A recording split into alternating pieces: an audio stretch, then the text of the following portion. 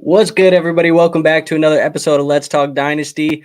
Damn, you think I'm still getting used to that intro? Because I am. I'm still getting used to the intro without the countdown for you guys. I was a little late on the salute, but it's all good. I see we got a couple people in the chat early today. Want to shout you guys out. Johnny Detroit, shout out to you for being here early at 7:40. Hunter being here directly on the dot, 8 o'clock. Appreciate you guys. You guys are awesome. But today, what we're going to be doing a dynasty trade show. One of your guys' favorite videos that we do over here on Let's Talk Dynasty. Avatar, yo, man, what up, man? How you doing? But with that being said, it would not be an episode of Let's Talk Dynasty without my co-host, MFGD. So let's get him in the building, man. How you doing? I'm doing good, man. Ready to talk about these trades. See what we could get popping up over here. You still sick, or was that just last time? No, that was just last time. I'm just talking smooth right now. Smooth jazz, baby. All right, my guy's feeling himself right now. I'm like bright red because it feels like my house is like 150 degrees. It also probably doesn't help that I got light. Like I got like 7 lights in this thing, so it's probably heating up the house. But hey, look, we're here. Yeah, it's all good. It's pretty hot over here, anyways. We don't have central AC in our apartment here in Jersey, so we have like the in-wall units that you have to turn on, and I hate them. I'll never do anything without central AC again, and that's like me speaking from a very privileged place of saying like I won't do central AC again, but if I can afford to, I'm not doing it, bro. But I see we got Hunter. He says trade shows. Let's just get right into them, man. We don't got to waste any more time. We have the slides right here. So look, man, first trade on the docket today. This is the trade that was on the thumbnail. I figured it was a good one to start with. But we have a 12-team super flex PPR 1-point tight end premium, which means it's 2 points for the tight end, 6-point passing touchdowns, and start 12. He says he needs depth. And this was submitted by Gucci Gotham. So he is going to be giving up CeeDee Lamb, and he's getting Puka Nacua and Nico Collins. I'm interested to hear what your thoughts are on this type of trade war because you're trading away a superstar wide receiver in CeeDee Lamb. Now, there's some variables that go into place. It's start 12, so really deep starting lineups. He says he needs depth, all of that other stuff. Does that matter to you, or how do you feel about this trade? No, it doesn't matter to me. I mean, if you're going to go for depth, I would definitely like to get at least one of those 2 pieces to be more of a sure thing. I mean, I understand. I feel like right now, Puka's a little overvalued.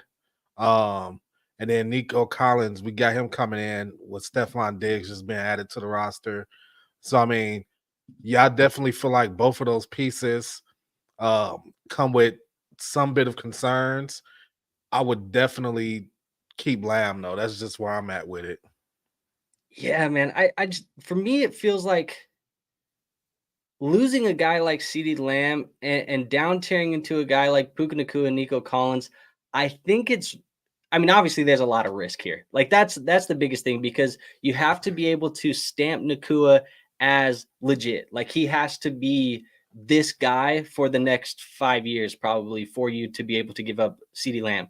On the same type of sentiment, you also have to believe that Nico Collins, what he did last year in his breakout season, is what he is going to continue to be doing. Because if one of those guys does not continue to do what they did in 2023, this trade could get pretty lopsided pretty quickly. Yeah. But with what some of the people are in the chat are saying, and I agree with them, I think because it is a start 12 lineup, it is a 12-team league, and he is complaining that he doesn't have depth, I think it's fair. I don't think it's a landslide, but I think that there is a lot of risk in a deal like this. And this is a deal where you have to have conviction for Nacua and you have to have conviction for Collins. If you don't have conviction for those 2 guys, then you probably shouldn't be making a deal like this because CeeDee Lamb, yes, even though we think he might be almost peaked, like, do you think there's a chance that CeeDee Lamb goes to wide receiver 2 or wide receiver 1 in Dynasty?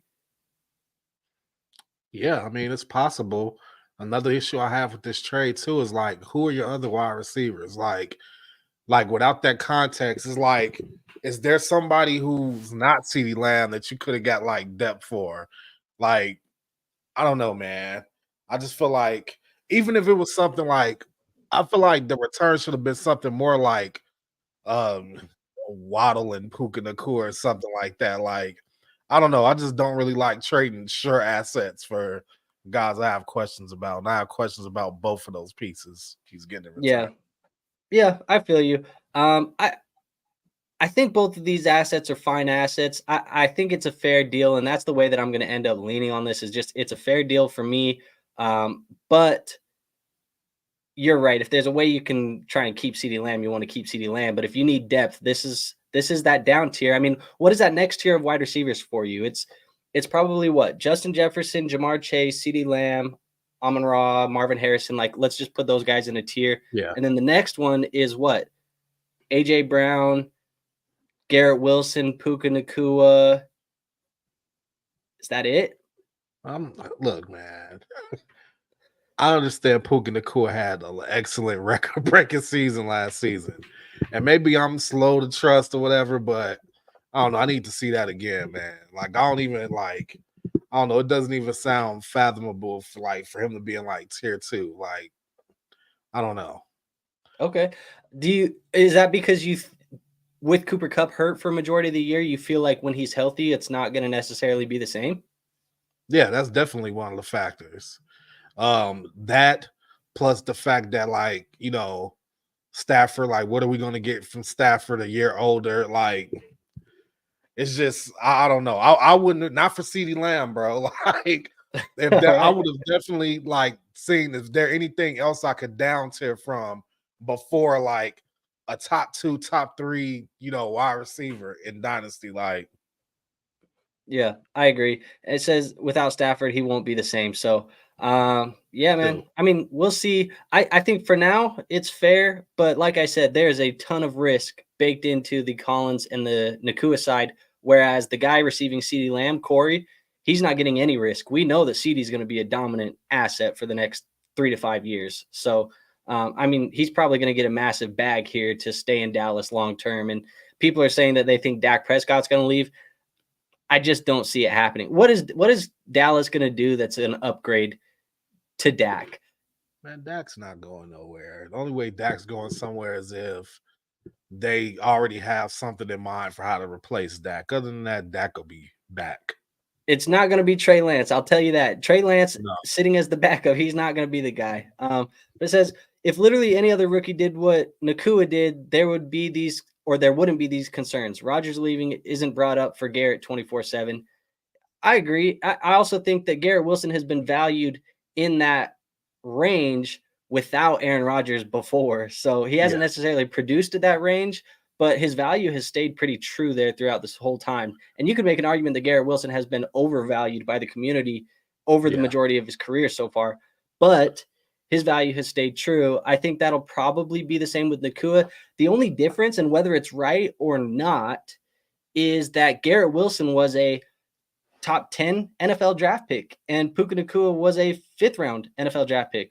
And that says a lot differently when you're looking at these assets, because when we look at drafting them on our Dynasty Fantasy Football teams, one of the only things that we can look at is draft capital.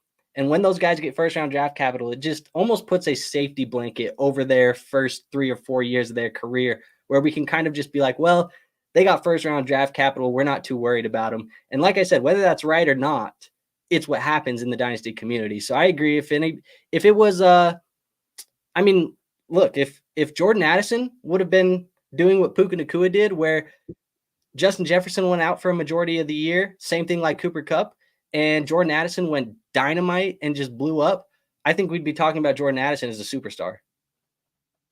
Yeah, I agree. It's right there for him. So, yeah.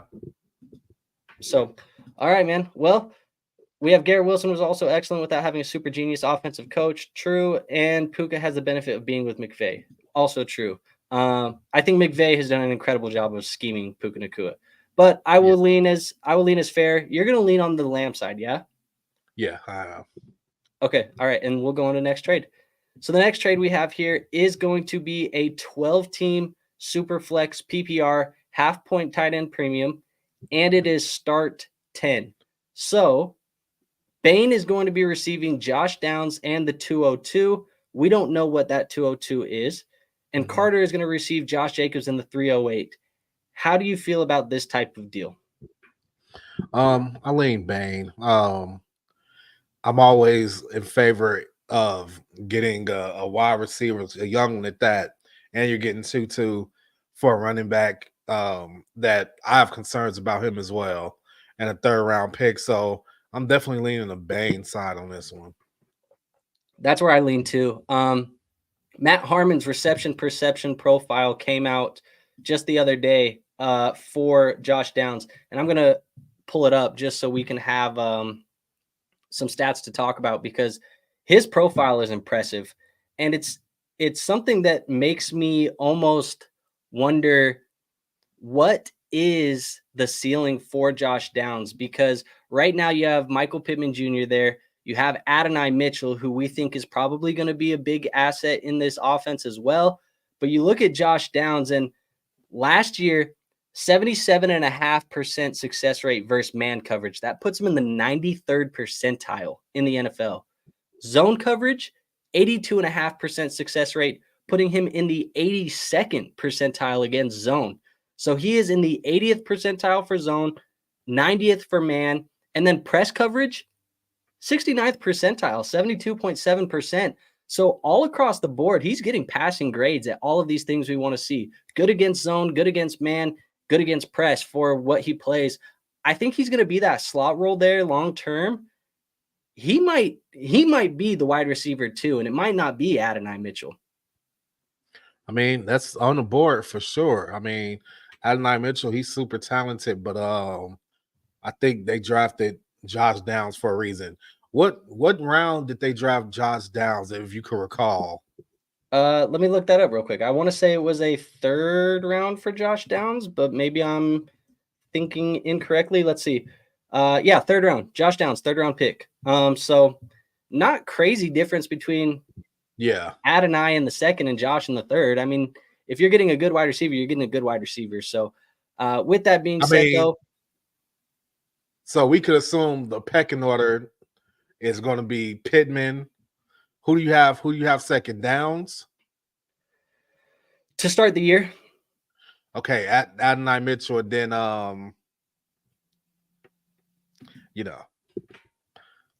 so you can't remember his name either. You would have jumped in and said it. You're working down the wide receiver room? Yeah. Who's the next wide receiver? See, that's a shame, man. Pittman, Adonai, Downs, Alec Pierce. So I was high on Pierce. It doesn't look like it's probably not going to really play out in his favor. And I'll tell you what, Alec Pierce's job was taken when they drafted Adonai Mitchell. They play the same type of role, and Adonai's better at everything than Pierce is, to be honest. Yeah. So I think that's just the way that one's going to go. And Johnny tried to help us out. He said Pierce. It's like, yeah. So Scribble says he thinks Adonai has a higher ceiling. Scribbles also says that he likes Downs in best ball, but it's hard to value him in a lineup. I think that's true as well. Like, it's hard to trust starting Josh Downs on any given week, but if you're playing him as a flex, he has a very high ceiling, I think, for your lineups. But yeah, man, I don't know. I value the Downs and the 202 side. It feels like that's a home run side, I think, for me, because I think if you looked at the 202 in your drafts, you could get Jonathan Brooks, who could replace Josh Jacobs, who you gave up. And then you're basically getting Josh Downs for the 308, which I'm going to take the Josh Downs side. Yeah. So, and that's if you just wanted to go running back, but we know the strength of the wide receiver class. So you could just go a wide receiver, or maybe you take a Bo Nix at the 202 and just get a starting quarterback. Like, having the flexibility there at 202 is nice. Question. What just real quick, what do you think about Jacobs for this upcoming season? I like Jacobs. I think that contract that he got is a lot of funny money. They made it look good. It's like 4 years, $48 million. but I think they can get out of this contract within like the first year or two without really taking any type of penalty. And so it does kind of worry me that they drafted Marshawn Lloyd in the third round, because it feels like they're going to use Josh Jacobs for a year or maybe 2 years, depending on if Josh Jacobs still has it. Because keep in mind, the efficiencies of Josh Jacobs came down last year. He wasn't as good as he was in years past. So they gave him the contract. Maybe he gets, maybe he has a good year, maybe not. It's probably going to come down to, is he being used as a receiver in the receiving game? And is he being used on the goal line heavily? Because there's a lot of high touchdown upside, I think, in this offense. They're going to score a lot of touchdowns. This is a competitive division. Teams are going to have to score a lot of points in the NFC North. And Jacobs could find himself in double-digit touchdown territory pretty easily in 2024. And that's going to be his bread and butter. If those things don't happen, though, they could get out from underneath Josh Jacobs in the next 12 to 16 months. And we could be looking at Marshawn Lloyd as the next guy up in this backfield. I could definitely see him getting benched. You think so? Yeah, because I feel like that's why I was confused when Green Bay signed him, because I was like, you got rid of, like, they could have just kept Aaron Jones. I feel like they bought into a declining asset. I mean, but that's just my opinion, Marshawn Lloyd, I think they definitely had that in mind when they drafted him. So Johnny says he couldn't sell Downs for a third. If you were trying to sell Downs in my league and you were asking me for a third, I would have gave it to you. I don't know why your league mates would not buy Josh Downs for a third. But whatever, it is what it is. I am going to lean, though, with the Downs on the 202 side. So I'm going to go with Bane 007 here. I feel like Downs is in that Jahan Dotson territory where it's like, you think people not really trying to bomb like that. It just, I understand Dotson not necessarily being a guy that people are seeking to buy right now, or at least like very eager to buy, because we had two different types of seasons, right? Like we had a rookie season where Jahan Dotson looked legit, and then we had a sophomore season where he looked like he didn't belong, and Curtis Samuel was the second wide receiver in this offense. And so I understand people not doing that with Dotson, but Downs, he looked legit this year when he was playing, and he's going into year 2. I don't know. I feel like that could be, and Anthony Richardson is going to be the quarterback now. But maybe people are going to use that as a negative for him. I mean, the added competition, I could see some arguments, but he feels like he's undervalued in the trade market right now. Yeah. But I don't know. We'll see, man. I'm going with the Bane side. You're same way? Yes. Fair enough. All right, Hunter says he's taking that side and not thinking about it. So that's our sign to move on here. We got a trade here from Goat Rings. Goat Rings submitted this one. 12-team Superflex PPR start 9. He says he's trying to contend. So he tiers down here. Dalton Kincaid tearing down into Mark Andrews and a 2025 second. We don't necessarily know what that 2025 second is projected to be. When I make trades for future picks, general rule of practice that I like to use is I like to just project all of them as late, because they can only get better unless the team is clearly like one of the worst teams in your league. So that's the way I like to project them. But this, to me, I'm interested to hear how you feel about it. It feels like a smash, except for me on that tear down to Mark Andrews in the second. I mean, yeah, I probably would lean that way too. It's just I really do like Dalton Kincaid, especially with the opportunity that he'll get in Buffalo this season. Yeah, I mean, I agree. I think Dalton Kincaid's fantastic, but you are tearing down here, and I say tearing down in value-wise, but production-wise, he's probably not losing anything. Like Mark Andrews is probably going to go, dollar for dollar, or I guess point for point with Dalton Kincaid this year. And then you throw in the extra second, it gives you something liquid that you can use and then buy something else later as you get to that trade deadline and you're contending. Maybe it's a running back that, breaks out. A guy like Kyron Williams last year, where you can say, hey, I'll give you this second round pick if you just want to get off that asset, because there's people eager to get off of assets like that. So I don't know, man. I'd take the Mark Andrews in the second side if I can tear down in a contending roster. I think this is one of the best trades we'll talk about today. Unless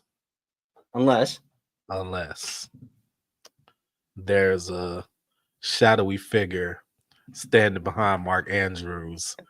Give it up. To seize the day. To seize the day. And I think those chances are very likely. Okay. It's very likely, huh? That. Yeah, it's very likely. Okay. You know what I'm saying? But until that happens, yes, we got to leave with Mark Andrews because he's arguably the number one option for Lamar Jackson. So you got to take it in. You're getting an extra second round pick. So I think it's a smash accept, especially with the context that we have. It's just start 9. It's a contending roster. It's not a tight end premium. Like, this isn't even a tight end premium league. So just give me the guy that's going to score a lot of touchdowns and still see the same amount of targets and receptions probably as Dalton Kincaid. I know Avatar jokingly said Kincaid's going to see 160 targets or more. That feels aggressive. I mean, maybe, but I guess we'll see. But that feels very aggressive. But I like the Mark Andrews in the second side, man. Yeah, can't really argue with it. All right, let's go to trade 4 here. We got a trade submitted from AZ Forever.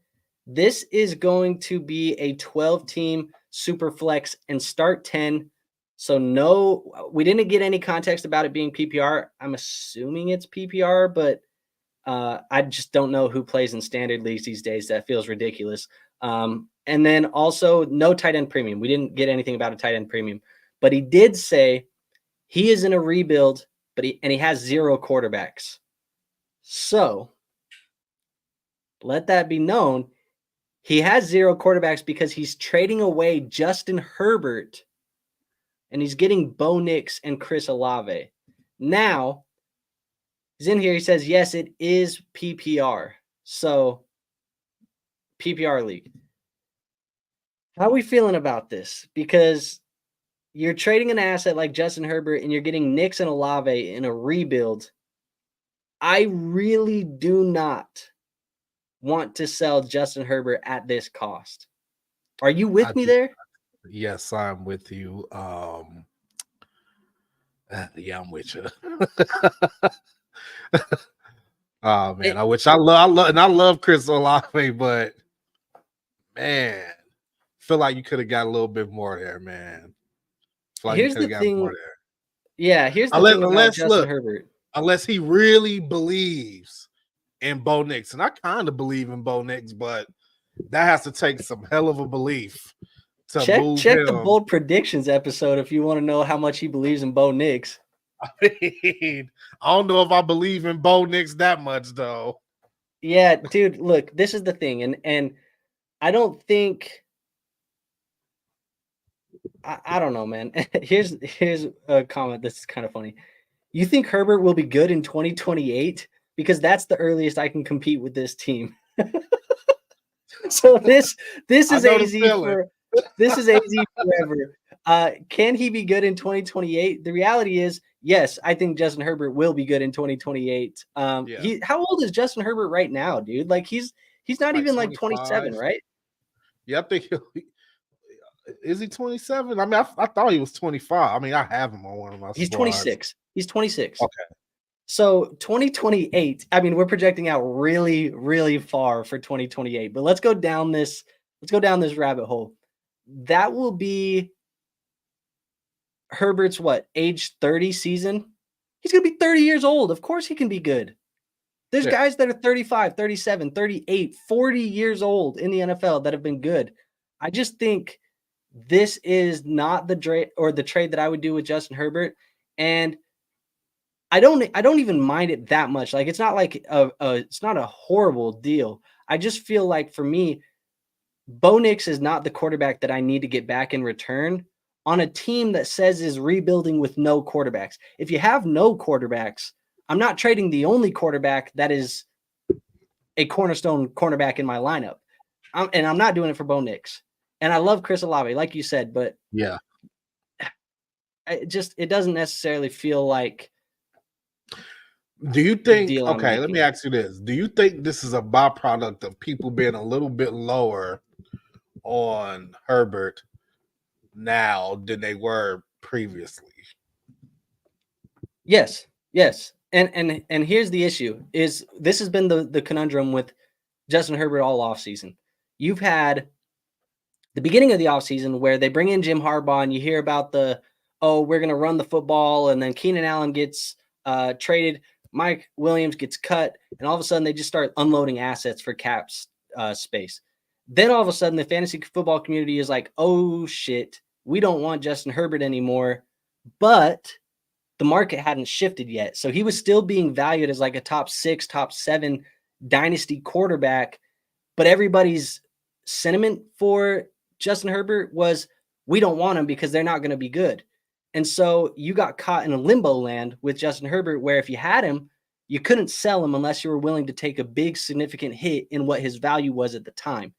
Now it seems like he has come down, probably is properly valued in the community at this point. I think right now, last time I checked, I think he was like QB 10 on Keep Trade Cut. And I'm going to pull it up right now as well, just so we can reference this while we talk about it.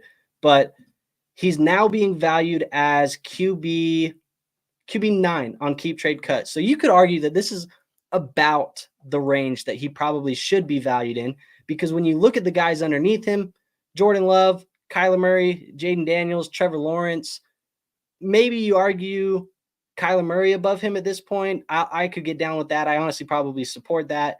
But then Caleb above him? Yes, Caleb is above Joe Burrow at this point. He's QB 6. Huh, that's right. And so you get to that point, and it's like the guys underneath him, I would prefer Justin Herbert to all the guys underneath him, so he can't really go down anymore. This feels like where the floor is, unless in the season guys like Jayden Daniels start blowing up, Trevor Lawrence takes a big step forward, Jordan Love comes back and does it part 2. Like, those are going to be times where Justin Herbert might get passed up if he sucks and those things happen. But even that being said, Lad McConkey, I know it wasn't the Malik Neighbors, the Marvin Harrison Jr., or the Odunze that people wanted. Lad McConkey should be fine. Then next year, my assumption is that next year, once some of this cap space has now cleared the books, Keenan Allen off the books, Mike Williams off the books, they're going to be able to go in and get another guy or two to come in and be a part of this offense. Now, hold on now, Andrew. Don't be sleeping on QJ. Now, you heard what ownership said. You see what ownership said? They have predicted a breakout season for QJ coming up. So we can't just omit Quentin Johnson from this situation here. Maybe he does take a step up and get 600 yards this season. Okay, let's just throw the dog a bone a little bit. I ain't hearing it, and I'm gonna tell you why. Look at this reception perception. I'll always bang the table for Matt Harmon's reception perception. Matt does incredible work. Really appreciate what Matt does. You know those success rates that I was talking about for Josh Downs? Yeah. You want to hear these success rates for Quentin Johnston as a rookie? 41 or 44.1% success rate versus man. First percentile. That's the worst you can get. You can't go lower than first percentile against man coverage. Zone coverage, 61.9%. First percentile. The worst you can possibly get against zone coverage. So we're horrible against man, we're horrible against zone, and then you go to press coverage, 32.3%. Second percentile. Okay, you took a step forward. You're not all the way dead last, but you're second to last at this point. There is not a single reception perception profile that shows you worse success rates from any wide receiver ever in the history of reception perception. This is the worst that it has ever been. When you look at the comparable players in this profile to Quentin Johnston, Justin Hunter, Terrence Marshall, Jalen Reagor, Marquise Lee, Devin Funches, Devontae Parker. These are the names of the players that are in the same conversation as Quentin Johnston. So if you like Quentin Johnston, you want Quentin Johnston, you're signing yourself up for a world of hurt unless you really believe he is a major outlier and all of the data can be proven wrong this year. I say Quentin Johnston. I meant to say Josh Palmer. Yeah, Josh Palmer. I'd rather have him than Quentin Johnston. So that's where I'm at as well. But damn, man. Yeah, sorry, I went on a little tangent right there. But Scribble says, I've omitted QJ forever. We got the laughing emoji. Clear the runway for QJ. Look, man, I ain't down with it. Are you gonna break it to them that you think that there's a guy in Buffalo that could have a similar situation going? Dude, I've been saying it for a long time on this channel that I just don't necessarily believe in the talent of I almost called him Quentin Johnson, of Keon Coleman. But Keon Coleman, at least there's one range of outcomes that I can like see him possibly being good, and that's if they use him in that slot wide receiver role. Now the issue is, I think the best slot wide receiver in that offense is Curtis Samuel, who we just talked about recently with the Jahan Dotson. So are they going to use him that way? I don't know. If they use him that way, he can be successful. If they don't, they try and use him as an X. It could get scary hours. I don't know, Quentin Johnson. That's about as bad as it freaking gets. But I don't know, man. There's a couple ranges of outcomes for Keon Coleman, but people really love the landing spot. And Scribble says Buffalo came out and said he's going to be the X, unfortunately. So if that happens, I think the ranges of outcomes lean more towards the side of him not being a successful wide receiver and less towards him being successful. But getting back to the trade at hands, Bo Nix and Chris Olave, I see the vision. I don't love the execution. And I say that as kindly as I can say it. I see the vision. I don't love the execution. If you can go down to a guy like, if you're going down in this tier, I would have liked him to see, or I would have liked to see him come up a different tier than where Bo Nix is at. Because in that range where Bo Nix is, it's like Will Levis, Bryce Young, JJ McCarthy. Like even JJ McCarthy's like a lot higher than where Bo Nix is. So it's really just like Bryce Young, Bo Nix, and Will Levis. That's really where we're at. So if you're rebuilding, I probably would have liked to see you maybe get a little bit lesser of a wide receiver or get a similar wide receiver to Chris Olave and then go up into that next tier, probably getting like a Drake Maye or a Tua. If you could get into that tier, that's what I would have liked. Even if you had to throw like a future second on top to get into that Tua tier, that's probably what I would have liked to see them do. I'm right there with you. But Nate says, I guess I felt like I was getting Olave to go with Odunze was worth the tear down. I will be lucky to make the playoffs before the 2027 season. I will take the L. Hey, look, man, the thing about trading is this trade is not the last trade that you're allowed to make. You can make 5 more if you want in this rebuild. You can make 10 more if you want in this rebuild, and it's going to shape the way that you go. So maybe if you're like, hey, I don't actually like having Bo Nix at quarterback now that I've heard the argument, maybe you take Bo Nix and Olave and you package them and you go get a different quarterback. Or maybe you package them and you get a little bit lesser of a quarterback than what Justin Herbert was, and you get a little bit lesser of a wide receiver. I don't know. There's a couple of different things you could do, but I don't know, man. Scribble says good advice. It ain't over, Nate. And that's the damn truth. So keep getting after it in those trade rooms. And if you have any questions, you want to figure out what type of trades you need to send, or you have questions about the trade you want to send, hit me up in the Discord. Discord is free to join. You can go into the trade advice channel. We have a trade advice channel, and in there, just put any trade offers you want to send, and I'll let you know if I like them or not. And you can use my opinion. You can disregard my opinion. I'm not going to be offended either way, but you can ask me in there too if you want. So let's move on to the next trade here. Trade number 5. And we got a Go Rings trade again. And we got a Zach Savage, I think is the Savage. But I know that the top guy is from Dynasty Land Fantasy Football. So shout out to the guys over on Dynasty Land Fantasy Football making content. This was made in their rookie draft or just before their rookie draft. 12-team Superflex PPR start 9. Go Rings told us that the 105 turned into Odunze and the 202 turned into Trey Benson. So we got Drake London and Trey Benson for Odunze and a 2025 third. War, I know you like Odunze, but where are we at with this deal? I like Odunze, but not as much as I like Drake London just yet. I'm in the same boat.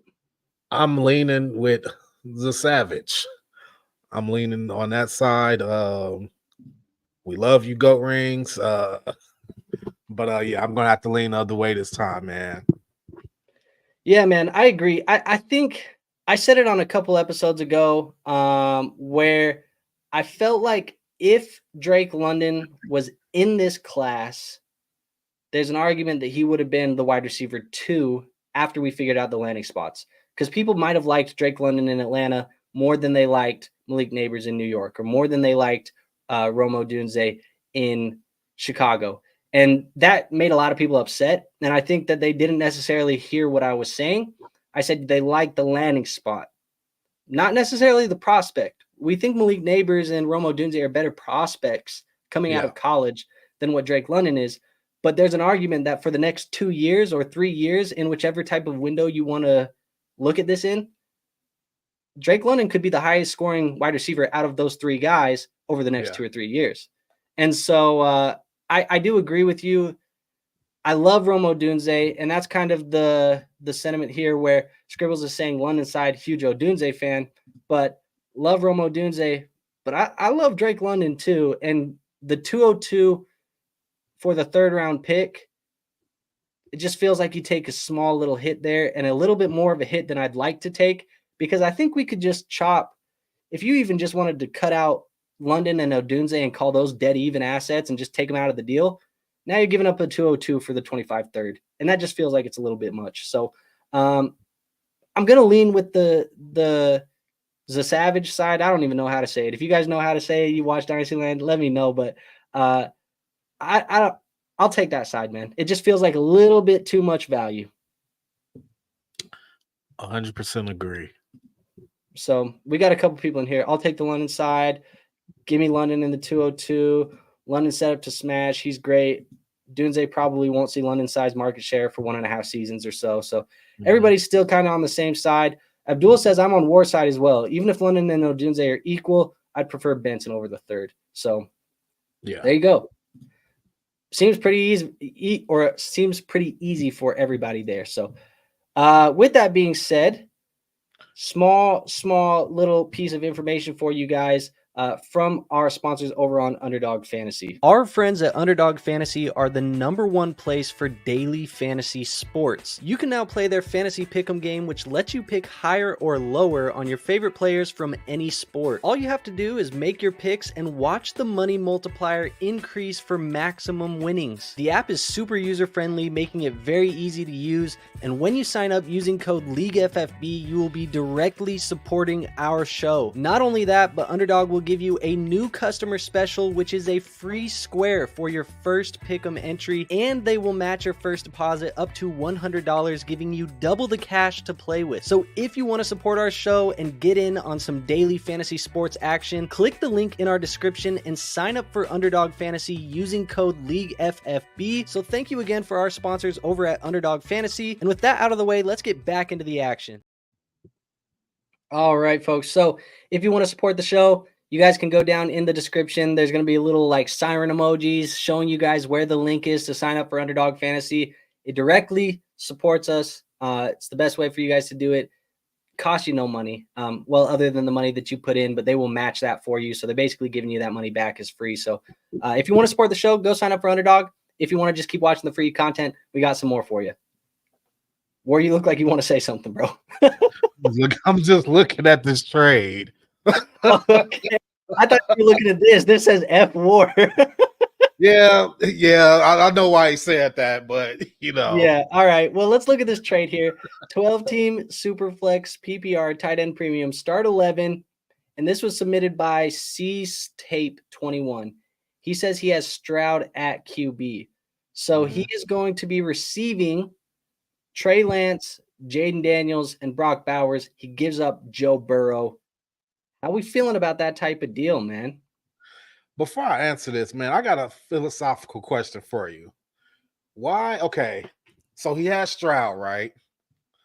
Well, what I never understood is why make a trade when you can have 2 dominant QB1s as your quarterback and your super flex. You get what I'm saying? I guess it's to get what, Brock Bowers? Because I guess in that sense, you'll be putting Jayden Daniels as your QB2, correct? I mean, your super flex, correct? I'm assuming, yeah, because you saying you have Stroud tells me that you feel comfortable with him as your QB1, and then you're bringing in Jayden Daniels as QB2. Look, man, I agree go ahead. Here's my thing, man, because I guess you probably know which way I'm leaning at this point. There's no way I'm trading Joe Burrow for 2 rookies. I don't care how promising the rookies are. I'm not doing. You know what? If this was like I'm getting Caleb and like Marvin Harrison or something, okay. But Brock Bowers, who's probably going to be a generational tight end, Brock Bowers and Jayden Daniels, who I think has a chance to be a bust. Like, I'm not doing it, man. I'm just not doing it. I'm not trading Joe Burrow for that. Nah. Yeah, I mean, we're not necessarily like pounding the table for Jayden Daniels as a prospect. I think what he's going to be doing for our fantasy football teams is probably better than what he's going to do in real life for the Washington Commanders. But I was just about to get to this. Avatar says in 4-point passing touchdown, I'd gamble because Daniels' rushing upside gives you the ability to get those 6-point rushing touchdowns where Joe Burrow is not going to be doing that for you. We know that it's not a tight end premium, or we know that it's tight end premium, but we don't know that it's 2-point, which Avatar kind of alludes to there. But Joe Burrow is still an elite asset for your dynasty team. So getting a guy like Jayden Daniels and Brock Bowers and Trey Lance, just kick him out the back door. He shouldn't have been in this party anyways. Jayden Daniels and Brock Bowers for Joe Burrow. I see the vision. I see it. I see what you're trying to do. You're trying to down tier at the quarterback position, get an elite tight end, and hope that Jayden Daniels' rushing upside makes him an elite fantasy football asset. And maybe that helps you in the short term. But in a 12-team league, start 11, super flex type of format where not every team is going to be able to roster 3 starting quarterbacks, and not every team is going to have those elite assets at the quarterback position, it makes Joe Burrow that much more valuable. And I would much rather throw out Joe Burrow and CJ Stroud in this type of format than Jayden Daniels and CJ Stroud, even if Brock Bowers does become elite. So I'm going to say, ultimately, I think that there's probably fair value on both sides. I think the plus that you were getting to down tier the quarterback in Brock Bowers is worth it, but I still want the Joe Burrow side. That's the side of the deal that I would take. Yeah, because when you rolling with Jayden Daniels, look, I lived it, man. Look, I'm a Bears fan. I lived it. You get a guy in there, he's running everywhere. He's scoring these 6-point touchdowns. Everything's great. And then next thing you know, a couple seasons later, it's like, all right, well, you're going to be the backup to Dak Prescott or something like that. And now all of a sudden, you're sitting there, Burrow's still balling, and you got a guy who you're hoping somehow finds a way to supplant the starting quarterback. No thanks. This is Dynasty. You know, if it was like a different format, maybe even then, still no. But yeah, man, the real life ramifications will have long-term impacts on your roster if you make the wrong move. Yeah, I agree. I was actually, honestly, funny enough, I was trying to make a move similar to this last night in a league that we play in for Joe Burrow, actually. I was trying to, I got something up my ass the other day where I was like, I need to go get another elite quarterback on this team. Like, I have to find an elite quarterback for this roster. And you know the roster that I'm talking about. So I decided that I needed to go send offers. It's Gamblers. Okay. Yeah, so I'm like, I need to get an elite quarterback. So I'm like, what can I pair with Trevor Lawrence to go up and get into that next tier, which Trevor Lawrence is probably in the same tier here as Jayden Daniels. So I was offering the guy who has Joe Burrow, I was offering him packages because he says he wants a QB3. I was throwing Bryce Young in there plus draft capital. I was throwing in a whole bunch of other stuff trying to get it done, like Trevor plus, kind of similar to how this deal was. Now, the 3 assets that I was giving were better than what Trey Lance was by far. I think at one point I had like a first-round pick thrown in there too. Couldn't get the deal done. Could not get it done. So I guess that these types of assets are a little bit more exciting than a Bryce Young, than a Trevor Lawrence, because we don't know what these assets are yet. We've seen what those assets that I have are. That's probably what makes it more enticing. But I was actually trying to make a similar deal, and I was trying to get the Joe Burrow side. I was not trying to receive the package of players. I was trying to give the package of players to go get Burrow. So that tells you where I'm at with a deal like that. Yeah, man. I think we both have Burrow. So this is a good comment. Daniel's pressure to sack percentage is eerily similar to Fields, and I think that that's kind of the career trajectory of a guy like Jayden Daniels is a Justin Fields, where he could be really good for fantasy for like 2 years, 3 years. And it's even worse, Andrew, because I think Jayden Daniels has a very higher likelihood to get hurt as well. So he's a little bit scrawnier, right? And Fields was getting hurt. So I mean, yeah. Scribble says some might dude be offered on the me RG3 trajectory. Yeah, maybe. Scribble says some dude offered me Daniels for T-Law in a 25 first. If that tells you how some think of him. So yeah, people are down on Trevor Lawrence right now. I'm not there either, Scribbles. I think he's probably in one of those pockets right now we talked about it with Justin Herbert, where he's kind of gotten to this point where the community around him has been negative. So nobody's actually buying him at a fair price. So the managers that have Trevor Lawrence are kind of sitting here right now holding the bag, unless they want to sell him for pennies on the dollar. Not pennies on the dollar, but probably like 80% of the value that he's actually worth. So it's interesting. Abdul says Jayden Daniels was getting cracked in the SEC. As a Bulldogs fan, I saw it. He cannot take hits, especially with that frame. And it only gets harder to take those hits at the NFL level. So that being said, I think it's a fair deal. I see the vision of what I see the vision of what C-State is trying to do, but I prefer Joe Burrow in this. I just would rather have Burrow and Stroud. That feels like I would be set in the quarterback position for the next 10 years. I mean, on the same league you're talking about, I have Stroud, Herbert, and Daniels. So even though the rest of my team is trash, I feel pretty good in that position. Yep. Yeah. I mean, and that's where, in my opinion, that is where you start building your lineups in Superflex. Yes. Is you need to figure out the quarterback position, and then you can figure out the wide receiver, and you can kind of figure those out at the same time. And then you figure out your tight end, and then you figured out your running backs in that order. Like, that's the way that you should do that. And we don't know if he's rebuilding or anything. My assumption is he's not rebuilding. But because I assume if he would have been rebuilding, he would have told us that. But yeah, I think give me Joe Burrow, give me CJ Stroud, because there's very few teams in a 12-team league that will be able to beat that quarterback room. There might not be a single team in that league that can beat that quarterback room from a week-to-week basis. Yeah, I agree.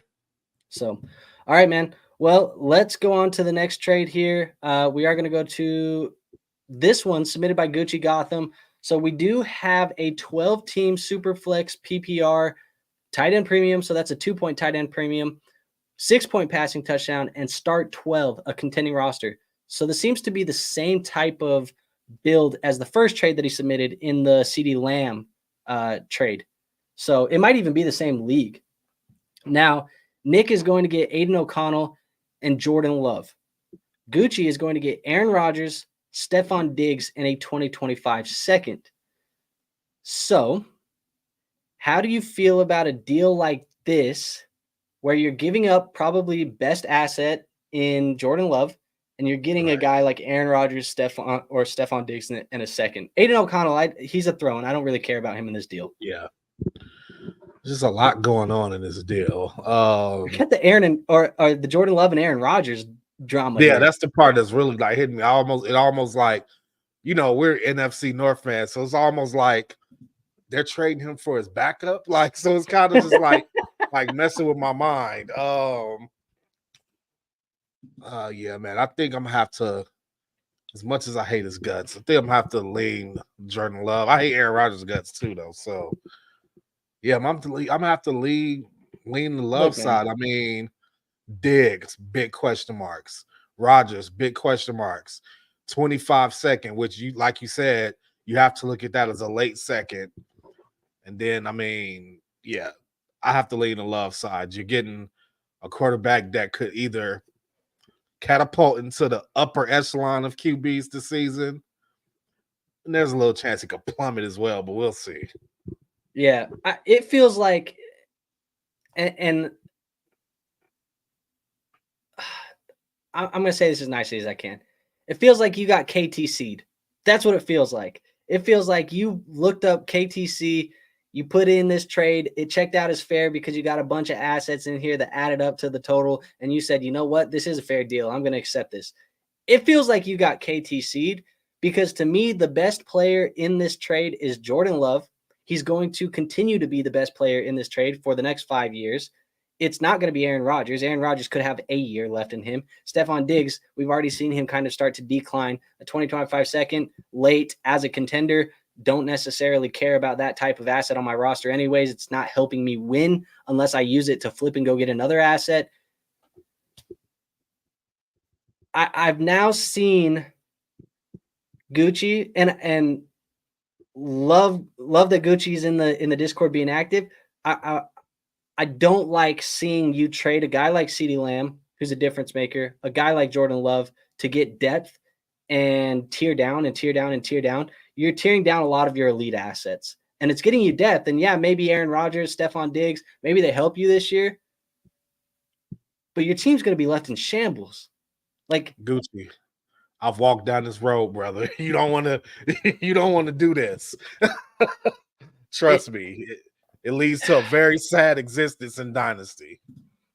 Yeah, I'm Love is the only appreciating asset here. Second round pick, hit rate is 19% at the high end. Scribble says, can you even get first for Aaron Rodgers right now? No, I don't think you can get a first for Aaron. Don't believe so. Isn't worth one. Feels like he sold Love for 3 seconds. That's kind of the sentiment here. Look, man. Yeah, I get it. You're trying to contend. You're a contending roster. You want the depth. It's start 12. I get it. I get the variables. I am just saying these are the type of moves that you do not make in May. You make these types of moves in November when it's time to really put the rubber to the street here, because you got to make sure that it's time to push in those chips and get the championship, to make sure your team's even capable of making the championship. You don't go in May. There's no reason to go all in now, because what happens when we get a news report in July that Aaron Rodgers had a setback, the Achilles, something happened, there's a setback. Now Aaron Rodgers is going to start the year off on the pup. What happens with that? Now all of a sudden you're like, dude, I went all in and I'm holding a guy like Aaron Rodgers who's 40 years old, and now nobody even wants him. Like, nobody wanted him to begin with. Now nobody wants him because he had a setback and he's 40. Like, that is something that could happen. That's why I say you push those chips in later down the road when it's July. I mean, when it's November, because you do that in May, a lot of time for some BS to happen on your rosters. And I would rather hold the diamond asset, which the diamond asset in this deal is going to be Jordan Love. And the crazy part too, and I know you said like it's a throw-in. The crazy part too is that this trade gets 10 times worse if Aiden O'Connell beats out Gardner Minshew and becomes the QB1 for the Raiders. Like, which Antonio Pierce has said he's going to give Aiden O'Connell the first snaps. He gets the first shot at it. So yeah, man, that's yeah. I don't know. So David in here, he says in the Discord, Gucci said he wanted Rodgers to stack with Garrett Wilson. It does seem too early for this deal. I'm not seeking a 40-year-old quarterback to stack with my Garrett Wilson when it's going to cost me Jordan Love. Now, if you want to stack Aaron Rodgers with Garrett Wilson, give the guy a second-round pick, and the guy who has Aaron Rodgers, he'll probably give you Aaron for a second-round pick. That's the deal you get done. You don't give it to Jordan Love, but he says it does seem too early to do this. So Scribble says, yep, we have months before we need to set a lineup. There is no point in trying to make yourself a contender right now. Let those cards play themselves out. And then Avatar says, I'd rather tear down to like Bryce or Levis and a hammer running back. that makes a lot more sense too. If you really want to tear down from Jordan Love, I guess that makes sense too. But I don't want to tear. I'm not really trying to tear down from Jordan Love. I think what I would rather do if I'm tearing down from Jordan Love, I'm going to like the guy who has Jared Goff, because I know Jared Goff can give me like low end QB1 weeks and he'll give me high end QB2 weeks. But I go to the guy who has Jared Goff and then try and see if I can get like something additional thrown in. And I know it's not going to be like a crazy asset, but he wants depth. Maybe you can get a guy like Curtis Samuel thrown in there, where not a lot of people are valuing Curtis Samuel, but he has as good of a shot as any wide receiver in that offense to lead that team in targets. And you get a guy like Curtis Samuel, you get a guy like Jared Goff. That's the tear down that I would do. But I don't know. That's kind of where I'm at. Curtis Samuel. Look, man, we ain't gonna keep talking about this Curtis Samuel stuff. I told you it's Khalil Shakir season. Yeah, I'm good. I'm good off that. I'm good off that. I mean, what do we? You think you could get thrown in? I don't know. Keenan Allen? Is that too much? Could you go to like Jared Goff and Keenan Allen and give up Jordan Love? That still feels bad. That feels better. It feels better than this. It does, but it still feels bad in general. I don't know. I wouldn't have went that far down. That's my thing. I'd have preferred to get one of the young rookie quarterbacks. From Johnny says, I'm going to stay out of the Goff combo. So we'll see, man. But let's go on to the next trade here. We have the next one. Coolsville Beagles is going to be receiving Anthony Richardson and Zach Charbonnet. Johnny Detroit gets Deshaun Watson, Devonta Smith, George Pickens, and the 305. Now, this is a 10-team Superflex PPR, no tight end premium, start 9, and a 0.25 point per carry. So the running backs get a little bit more value on that one. But how are we feeling about this? This was submitted by Johnny Detroit. He said he wanted to stay out of the Goff convo, but I'm sure he wants in this one. You know what? I actually lean his side on this one. Hell yeah, I do too. I lean his side on this one. I mean, I like Anthony Richardson, but I just feel like the difference maker in this trade is Devonta Smith. Like, honestly, I feel like you're getting Pickens. I mean, Watson, I don't necessarily like Watson, but you're getting so much more. I mean, is the gap between Richardson and Watson going to be that big to justify not taking Devonta Smith for George Pickens? I don't think so. I mean, hell, you want to talk about a quarterback that you could have teared down from Jordan Love for? You should have just went and got Deshaun Watson. Like that would have been a better tear down, because you're right. Like, the difference between a guy like Watson and Richardson maybe is significant if Anthony Richardson is rushing like he was early on, is as dominant as we think he's going to be. But the difference maker in this deal for me, and the fact is it is a 10-team league, so the quarterback gets a little bit devalued because every team is going to be able to roster 3 of them, hypothetically. And so the quarterback's just slightly devalued. But you get a guy like Devonta Smith, you get a guy like George Pickens thrown in the deal, and it costs you Zach Charbonnet.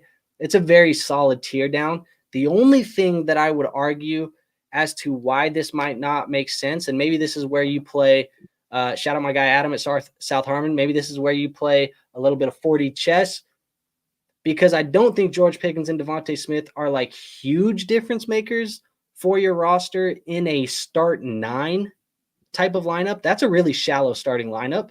Yeah. But what you could do is now you could take George Pickens and Devonta Smith, package them together, and go try and get an Amon-Ra St. Brown, or go try and get a Puka Nacua or a Garrett Wilson or somebody like that you think could dominate and be one of those hammer wide receivers. You're trying to go get that. So, yeah, man, I like the Johnny Detroit side.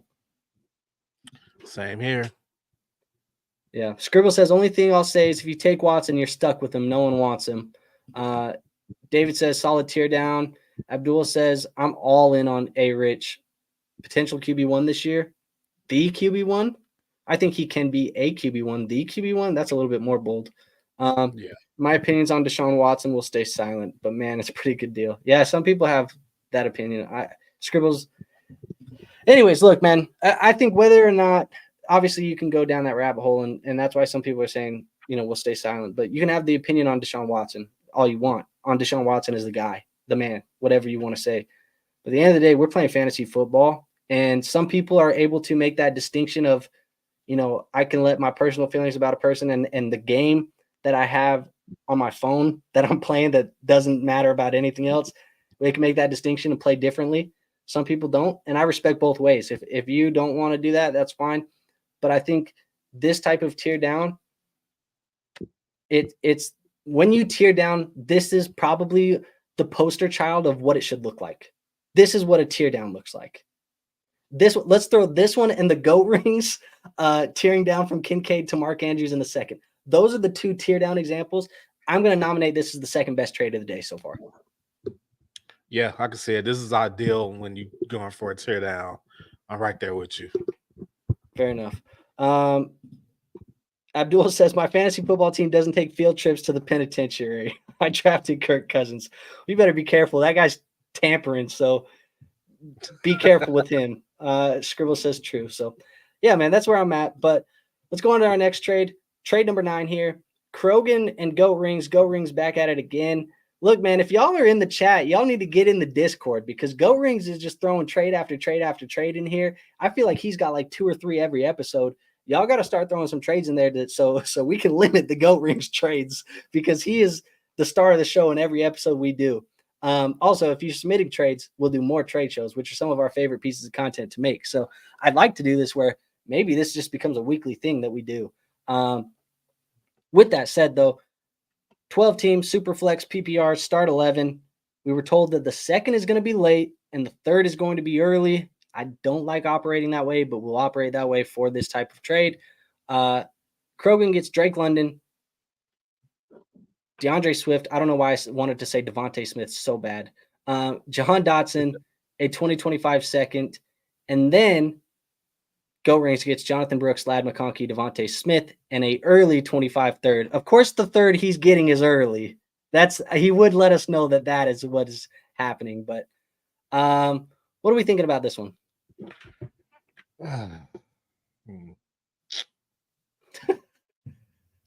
It's probably a fair trade because I'm having a hard time with it. Okay, well, let's break this down then. Let's try and do some math here because if it's hard to break down, let's just simplify it. What do you need? Can we agree that Drake London is the most valuable asset in this deal? Yes. Okay, so what on this Go Ring side needs to be thrown in with Devonta Smith to equal? Well, here's my issue with the trade. So if we're willing to say that Drake London is the most valuable asset, what do we think is the least valuable, Dotson or the 25 third? 25 third is. I'm just gonna have that as the least valuable. Okay.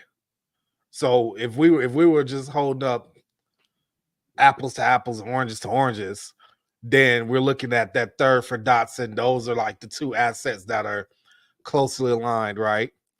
And so then Swift, we have to hold up Swift to like what? Like that's where it gets difficult for me, man. Because could we say that Swift in London is equal to Devonta Smith and Jonathan Brooks? No, man, because I'm really high on Jonathan Brooks. I'm high on Swift. I'm really high on Brooks. I think Dotson has a chance to not be trash. London is the most valuable asset, and then there's the second round pick. But I am super high. Yeah, and I have McConkey. I'm high on Brooks. McConkey has a very good opportunity. Devonta Smith is being undervalued. That's why I said, man, it's probably a fair trade because I don't know, man. Like, I'm pretty high on all these assets here except that 25 third. Yeah. Everybody's saying for the most part, Smith and Brooks versus London and Swift, they're going to take the Smith and Brooks side. I can see that. I don't know, man. It almost feels like, and I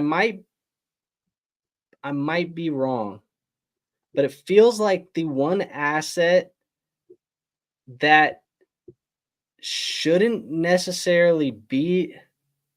It feels like where it's going wrong is the 2025 second and Lad McConkey. That's where this deal feels like it's going wrong to me, because I think Lad McConkey is going to be more valuable, but I think he's so much. Obviously, he's going to be more valuable. We're taking Lad McConkey in like the late first, but I think that he's so much more valuable that it sways it to goat ring side.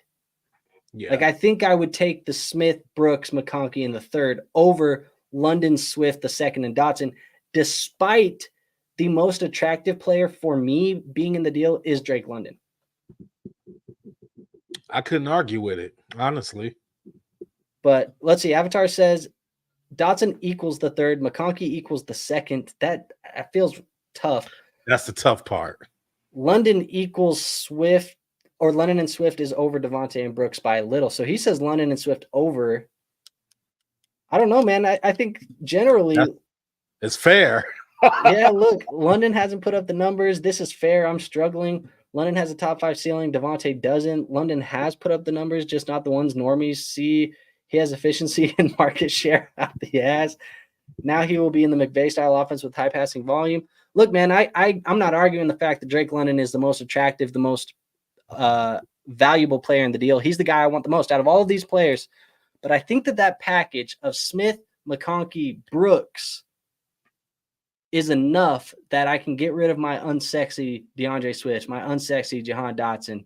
And if it really is for the sake of this argument, because he says the second is late and the third is early, you're moving back a couple spots. It's not even like you're swapping a whole round. You're moving back a couple spots.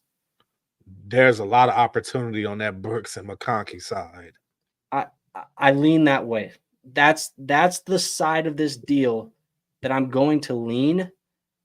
But you are one Lad McConkey being a bust or one Jonathon Brooks being a bust away from it swapping to the other side very quickly. Yeah. So it's riskier to be on the Brooks and McConkey side, but I think there's more value on that deal. So agree. All right, man. Scribble says Brooks value ascension could make goat ring side make sense a year from now. And then Johnny says London hasn't put up the fantasy numbers, which is what matters to us degenerates. So you can have the London conversation all day long. We got one more deal, and then I got a bonus in here real quick that I wanted to throw, and it's a little bit differently, but let's talk about this one. 12-team league, Superflex, PPR. He says IDP. Look, I don't know a damn thing about IDP values. I don't do IDP leagues. I don't do IDP content. So we're not going to discuss the IDP part, but for this sake of this deal, it's probably not going to matter anyways. Because there's no defensive players in it. So start 9, and he says it's an orphan rebuild. This was submitted by Heath Bar. So he is the orphan, and he is rebuilding. David is going to receive Jonathan Taylor, Drake London, and the 401. Why the hell is everyone trading Drake London right now? I feel like he's in every trade so far today. Heath Bar is receiving Rashee Rice, Calvin Ridley, Tony Pollard, the 408, and the 105. And he told us that the 105 turned into Drake Maye. So how are we feeling about this deal? I lean hey David side. That's where I lean right away too. Yeah, because when you were talking and you were just telling me the assets that Heath Bar got in return, it was just like, oh. And then you get to the 1-5, then it's like, well, then you look up at Taylor and London, it's like, well, it's kind of easy. It's kind of easy decision, to be honest. Yeah. Could you have? I'm just playing devil's advocate here. In the chat, you guys help us out. Could you have got the 105 and Rashee Rice for Drake London? You think you could have? That I still wouldn't like that. Like it. You would rather have London over Maye and Rashee Rice? Yeah. So if you I don't even know what the future of Rashee Rice is. And I don't know what the future of Drake, I don't have a team around me, Maye is either. So yeah, I'd rather have London. But that's the way that I'm trying to make sense of this, because I feel like if you give up the 105, which is Drake Maye and Rashee Rice, or you give up London, you get Drake Maye and Rashee Rice, assuming Rashee is suspended and he plays football still this year and things like that. Like, I think you could make the argument that a year from now, you could say, I'd rather have Maye and Rashee over London in a rebuild. And the predicament that brings up now is that, let's say the 401, the 408, they just cancel each other out. 2 4th-round picks this year. Who cares? Get them out of here. Now you're looking at Tony Pollard and Calvin Ridley for Jonathon Taylor, which is where offense. When the same offense, I don't like having 2 skill position players in my lineup from the same offense. So that's another thing that devalues this trade to me.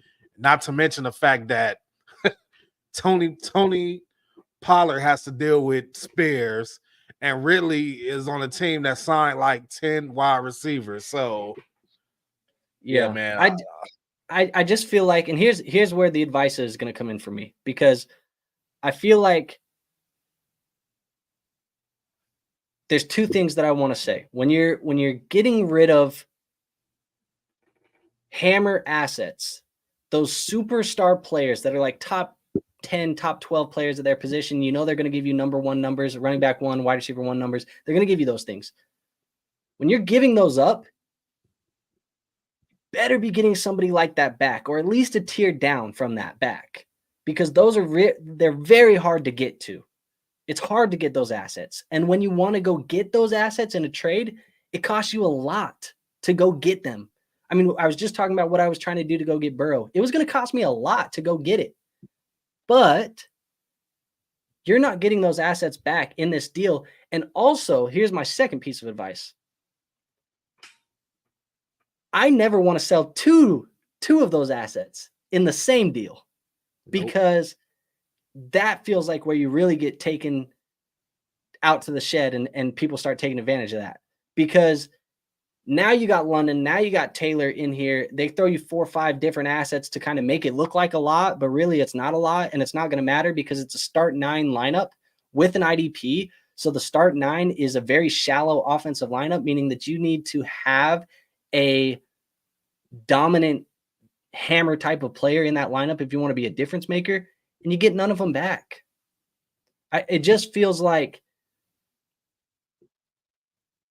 yeah, I mean, you just take the Taylor and London side. That's the side that's going to make you win a championship down the road. And I know that you're rebuilding, but I would have rather took Taylor and sold him by himself, probably just down tiered or just moved cross positionally to a wide receiver. And then I would have took London and down tiered him by himself. I wouldn't have packaged them together. I really do think you could have taken London and got Maye and Rice together, and then you could have just got a whole nother player just like Drake London for your Jonathon Taylor share. And I feel like you could have got like a Devonta Smith for Jonathon Taylor, and that would have been pretty easy for you to do. You could have replaced that right away, and it would look a lot different. So that would be my advice. I wish you wouldn't have sold both of these big assets in the same deal. Yeah, man. I agree. Let's see. We got Abdul says, I prefer the 105 and Rice personally. I think if we're talking about uncertainty of those two, we have to take the uncertainty of London's previous performance as well. I think he's good, but he hasn't shown it. Marshall says, coming off of a 12-team startup draft, Jonathon Taylor and London were both 3rd-round picks. Maye was a 3rd-round pick. Rice was a 7th. Ridley and Pollard are both 10th-round picks.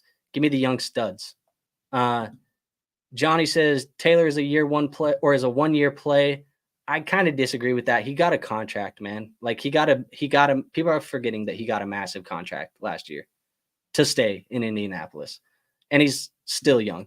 But Avatar says all running backs are 1-year plays. If we're being honest, they can lose 70% of their value on one injury, and the market already dislikes them. So yes, this is true. But a player like Jonathon Taylor is still going to be super valuable in your lineup. And even though the trade market devalues him, what he does for your lineup on a week-to-week basis is going to be very beneficial. So you better get the damn value that he's worth from a production standpoint. And if that's the opinion on Taylor, then that means Tony Pollard is worth dirt. So, yeah. I mean, you can look at it that way too. Yeah. So Abdul says in the grand scheme of things, I'd rather Taylor and London, though. Those are two great assets. Taylor can still be an RB1, and Tony Pollard, Calvin Ridley don't move me in the big 2024. I don't know if Calvin Ridley and Tony Pollard move me any year moving forward, really. I just don't care about them. They feel like assets that like will never increase in value moving forward. Like I just don't see them doing that. Maybe Ridley, but he has to be like force fed a shit ton of targets, and Will Levis has to be Himothy, like if that's gonna happen. Yeah. And it just feels like too many crazy things have to happen for Calvin Ridley to get that spike that is going to make him super valuable again. And Rashee Rice keeps doing stuff. So Rashee Rice, hey, well, you know what? I saw a video of him working out with Hollywood Brown yesterday. So at least it was a video of him doing his job, which is what I want him to do at this point. So there we go. Johnny says Pollard equals dirt, and that sums that up. He does. So here's the bonus trade, and this is not actually it doesn't say completed. And if you know the rules, you have to show completed trades. But we are here today, War, to act as judge, the chat as the jury. We are the executioner here for this deal because apparently this deal is pending. And it caused an uproar, a riot in the league because people thought it was so unfair that it was worth rioting over. It is a 12-team. So they want the trade vetoed. Without saying so, that's the image that I got. Okay. But 12-team, 2 quarterbacks. So not a super flex. You have to start 2 QBs. PPR, 1 point tight end premium, making it 2 points for the tight end, and a start 10. He says league riot, Dirk needs QB. So, Chow is going to receive the 102, Isiah Pacheco, Jonnu Smith, Tyler Lockett, Romeo Doubs, Jalen Hyatt. Dirk is going to receive Jordan Love, the 105, the 209, the 309, the 305. So, we're here. Abdul says, let's talk courtroom. That's where we're at right now.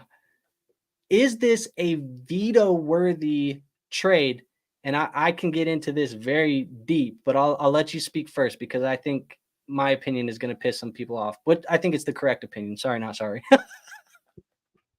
No, it's not veto-worthy. Hell no. Hell no, it's not veto-worthy. You know why? I've seen worse in our league. You know why it's not veto-worthy? Because you don't veto a trade that isn't collusion. It can be lopsided. It could be unfair. It could favor a team that you don't like. And part of what I didn't include in the context is that they said that Dirk's team is a really good team. He's a really good team, and he got the best asset in the deal, and that pisses people off. But you don't veto that trade because of it. Can it be a bad trade? Absolutely. You're getting Marvin Harrison Jr. or Caleb Williams, right? Now, there's an argument here.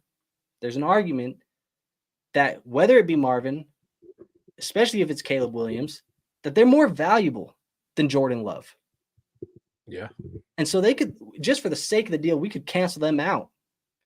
And then you're looking at Isiah Pacheco for the 105. Yeah, that's very expensive. That's a bad trade. But the 209 for Jalen Hyatt, Romeo Doubs, Tyler Lockett, it's a couple thirds. Where the value feels like it's off to me is the Pacheco 105 type of range. Yeah. That probably should have been like a 201, not a 105.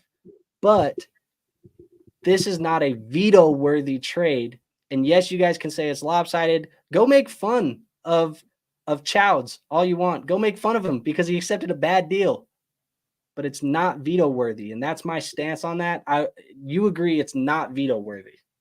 Yeah, but also Andrew is speaking from the perspective that we're in a couple leagues where he's always Dirk.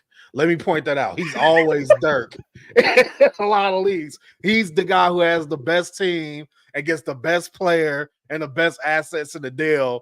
And then people say, hey, let's veto it. And he's like, no, it's not a veto-worthy trade. So I just want to point that out. You don't veto trades outside of collusion. Like, unless they can prove that Chow was sending a message saying, Dirk, let's get your team better so you can go win the championship. That's it. Like, that's the only way you can veto this trade. If Chow sends that message and you can prove that, somebody can put that in a group chat. All right, I'll hear the argument about veto. But what David said is you can essentially break this down to loving the 105 for the 102. You could argue that somebody says, well, Drake Maye, who's being drafted around the 105, or Odunze, I don't like that prospect that much. And maybe I think that the guy at number 1, because we don't know, maybe the guy who is at 101 wants Marvin Harrison Jr., and I'm getting Caleb Williams. Well, now are you sending Jordan Love and Odunze for Caleb Williams? Hell yes, probably. Look, man, some people love Caleb and Marvin Harrison Jr. so much that they would do this deal. I mean, that's just the reality of it. And it depends on team direction. But at the end of the day, I wanted to throw it in there because they were talking about rioting and vetoing and all this other stuff. And I wanted to come on here and say, you do not veto unless it is collusion. And it has to be clear collusion. I'll actually read you guys what we have written in our bylaws for all of the leagues that we play in, because this is the way that we word this. So one of the very first things, like we have a code of conduct. It's on the very first page. And it says collusion, examples, one-sided trades, roster dumping, etc., is not permitted. Should it be discovered that 2 or more managers are working together to better one team at the expense of another, the commissioner may remove any of the participating managers from the league and or veto said trades or roster moves. That is what we put in our Constitution. And if it is not that, it is not veto. That's it. It's the way it is. People lose trades. The way it is. Get over it. So anyways, Johnny says it's broken down to garbage for garbage. At the end of the day, get good, kid. That's how you get this done.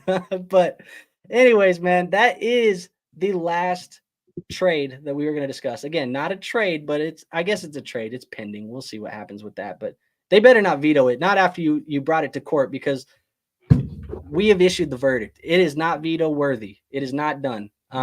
With that being said, that is all we have for you guys today. So if you did enjoy the video, if you're in the chat, if you're hanging out, you're watching the stream, there is a little like button down there. It looks like this. If you could click that thing for us before you get out, that really does help us. It does help support the show. It's the best free way to support the show.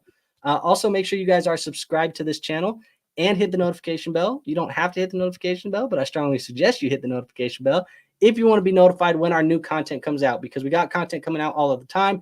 As we get closer to season, it's going to be every single day. There's going to be multiple videos that are going to hit your subscription box. So you want to get notified when those hit. That way you guys can stay one step ahead of your league mates. And last but not least, if you want to be in a trade show like this, you want to help in mock drafts, anything else, or you just need advice on trades, things like that, veto, where you want to have a discussion, join the Discord. It's free to join. It's linked in the description. So go join that. Like I said, no risk. It's free. Do that for me. And War, let them know about your content, because you're making content on your channel. It's not fantasy football content. What type of content is it?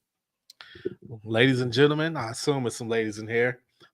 Pro wrestling. That is the content I make. I have been off for a few weeks. We're trying to figure out some things, tighten some screws up. But this week we should be back over on the YouTube channel, The Crimson Mask Show, where we post wrestling content for WWE and AEW, and we do it every damn week. Hell yeah. And to answer your question, we do have 1% of a lady audience in here. And I think it's my wife and my mother. That's what I think the lady audience is around here. But if you have a lady audience in here that is not my wife and is not my mother, say something in the comment section, man. Speak up. We want to see you guys hanging out here. Actually, Andrew, it's my invitee that's in here. It's my invitee. So, I am responsible for the 1%. Damn it. It is very slim. It is very slim around these parts, but I know we got some representation. So show yourselves. Appreciate you guys being here. Nonetheless, Abdul says if you don't like this stream, your trade's getting vetoed. So make sure you like the stream. Everything else, guys, we'll see you on the next episode. And can't remember what we're doing for the next episode, but it'll be dope as hell as always. So make sure you guys are subscribed. We'll see you guys on the next one. Peace out.